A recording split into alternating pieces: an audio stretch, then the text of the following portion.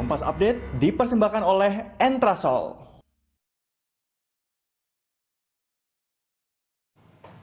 Anda menyaksikan Kompas Update bersama dengan saya, Arizona Gali. Saudara, sebuah minibus terhempas sejauh 100 meter akibat diterjang puting beliung di Bekasi, Jawa Barat.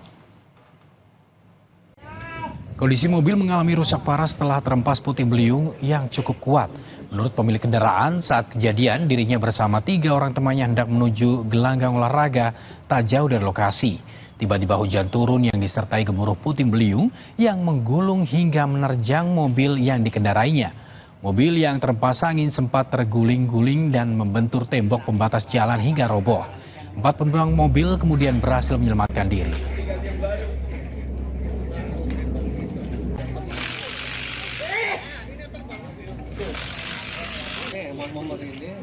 Demikian Kompas Update, saya Arizona Gali. Sampai jumpa.